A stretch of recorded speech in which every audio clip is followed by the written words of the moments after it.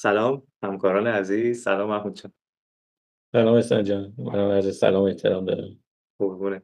محمود، من هفته گذشته خیلی کوتاه، خیلی گذرا در مورد نگاه راجرز به درمان یا به انسان یه کوچولو صحبت کردم و مخصوصا نقشش تو EFT. امروز که با هم هستیم خیلی مشتاقم می‌خوره در مورد گشتار درمانی هم صحبت کنیم. موافقی؟ حتما با کمال میل.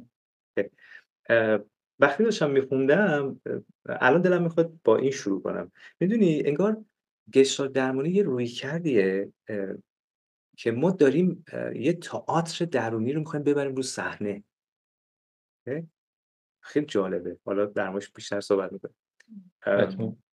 یه چیز جالبتر این بود چه نقل و قولایی در مورد خود شخصیت پرز میشه که چقدر آره. آدم جسوری، دقیقاً آره، آدم بیباکیه، آدم خیلی خلاقیه. بعد این اشتیاق منو بیشتر میکرد بیشتر برم جستجو کنم. یه جمله خیلی معروف داره، میگه اگه قراره شما کسی رو درمان بکنی باید بیاریش همینجا، همین حالا، بذارین آها. وسط صحنه. خب شاید بپرسی مثلا یعنی چی وسط صحنه؟ میگه یعنی به جای اینکه فقط بیاین در مورد احساسات حرف بزنین، بیاین خود اون احساس رو بیارین وسط. اه، لمسش زندهش کنین. کن. آفرین. لمسش کنین، حتی باهاش حرف بزنین. وقتی این تیکه رو داشتم میخوندم یاد یه نقل و قول از آندره ژید افتادم. من معمولا تو کلاس‌ها اینو هر وقت بهش میرسیم میگم، خودم دوستش دارم. آندره ژید میگه اینقدر به من نگید که شن‌های ساحل چقدر نرمن، من نیاز دارم کف پای من این نرمی رو احساس بکنه. قشنگ چون نظر خود. تاکیدش رو آره، لمس کردن لمس دقیقاً، کردن. دقیقاً. انگار داری با یه بخشی از خودت روبرو میشی، ولی با یه فرق که این بار فقط انتزاعی نیست، انگار واقعیه. خیلی وقتی برام میگی اینجوری حس می‌کنم که پرس مثلا آدمی نبوده که مثلا بخواد درگیر خودش رو درگیر تئوریا بکنه. دقیقاً. واسه آدما با خودشون روبرو بشن، با اون چیزی که تو دلشونه و همین لحظه این چه تاکید زیادی رو همین لحظه اکنون داره. انگار میخواد آدما رو بره توی لحظه حال، همون چیزی که همیشه باش درگیری و بیا الان تو این فرصتی که هست تو همین نقطه بهش نگاه کنیم خیلی واقعی‌تر. نه قراره تحلیلای پیچیده انجام بده نه چیز دیگه. یه مواجهه خیلی صادقانه است، نه؟ دقیقاً، دقیقاً. و دقیقا همینجاست که اه، این تکنیک معروف کار با صندلی وارد میشه و چقدر تو EFT کاربرد داره دیگه. خیلی. یه تکنیک ساده است محمود، اما از اون ساده هایی که درون آدم رو زیر و رو میکنه.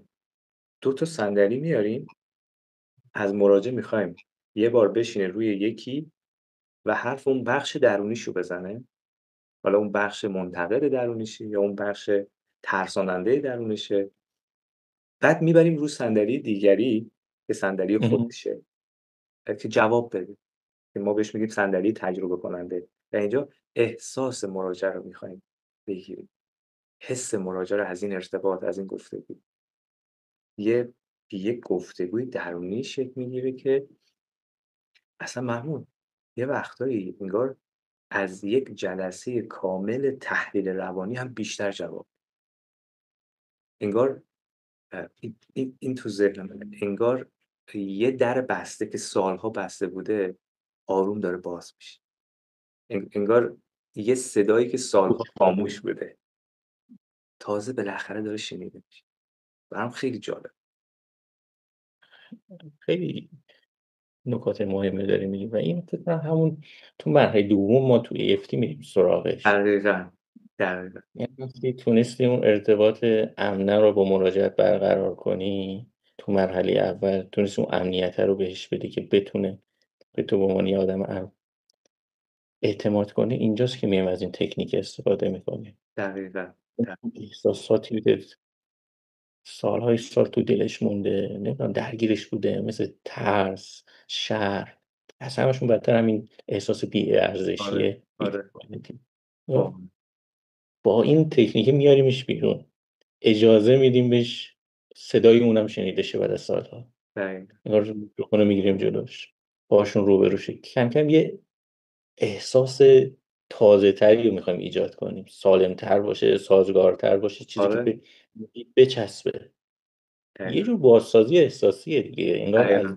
دقیقاً، دل یه مواجهه واقعی دقیقاً، میخوایم برسیم دقیقاً. اون احساس سالمه. اصلا محمود اینجا همون لحظه‌ای که مراجعات تو جلسه به ما میگن که من تا حالا فکر میکردم فقط باید قوی باشم، ولی الان دارم میفهمم که حق دارم آسیب پذیر باشم. آره. اینجا اصلا نقطه‌ای که واقعا لذت بخش روی انسان بشینی و ببینی این تغییر. این همون لحظه‌ای که انگار یه چیزی تو درون مراجع داره جابجا میشه. همون شرمی که الان آره. تو گفتی، همون ترسی که تو گفتی، داره جاشو میده به یه خشم توانمندساز، یه خشم جرأتمند. داره جاشو میده به یک غمی که مراجع رو دوباره به زندگی برمیگردونه، داره جاشو میده به یه شفقت که خودش رو یه بار دیگه یه شکل دیگه‌ای ببینه و خودش رو انگار تازه جدیداً داره یه بخشای خودش رو می‌بینه که خودش رو دوست داشته باشه. اهم. که ولی یه چیزی داره پرس یه چیزی رو تاکید می‌کنه. میگه این تغییری که داریم در موردش حرف می‌زنیم فقط با حرف زدن رخ نمیده، اهم. فقط با تجربه کردنه، با لمس کردنشه، با گفتگو با اون بخشای درونی رخ میده. اون خیلی تجربه کردن چقدر مهمه، چقدر خیلی تأکید روش همیشه. خیلی خیلی پس این گشتار درمانی با این تکنیک‌ها میتونیم به عنوان یه موتور محرک برای EFT در نظرش بگیریم. آفرین. دقیقاً انگار میاد راه میندازه، آره، کمک میکنه اون تغییر هیجانی که باید اتفاق بیفته رخ بده. دقیقاً. مراجع انگار مهم نیست که ببینه مثلا در موردش فکر کنه، فقط باید حس کنه. اونو حس کنه که داره تو این لحظه داره چه اتفاقی میفته. دقیقاً. بتونه باهاش گفتگو کنه، تجربهش کنه. اینجاست که اون تغییر اتفاق میفته. یه تجربه و تحولی که انگار از درون اتفاق بیفته، نه کاملًا، از بیرون. کامل کاملا درونی. کاملًا، کاملًا حرف درست. و اگه بخوام یه جمع‌بندی کنم یعنی ببندم حرفمو، اه، محمود، چیزی که مهمه تو گشتار، البته تو EFT هم همینه، یعنی ما داریم کار می‌کنیم، چیزی که مهمه که این تجربه‌ها واقعی‌ان. آره. این تجربه خیلی انسانی‌ان. میگه آدم وقتی با خودش شروع میکنه به حرف زدن، وقتی خودش رو میبینه، وقتی یه حس تازه‌ای رو تو خودش تجربه میکنه، میگه تازه درمان شروع میشه. وقتی آغازه. آفرین، آفرین. و دوباره تاکید میکنه، البته چیزی که تو رویکردهای ما هم هست، دوباره تاکید میکنه تمام این چیزهایی که داریم در موردش حرف میزنیم صرفا با فرمول نمیشه، با تئوری نمیشه، با نیست. شناخت صرف نمیشه، با لمس اینجا و اکنونه، با تجربه. آفرین، آفرین، با صداقت احساسه. محمود، تغییر باید قشنگ اینجا گفتی. بیفته. صداقت احساس. اینجا باید تغییر اتفاق بیفته. مرسی. قربونت.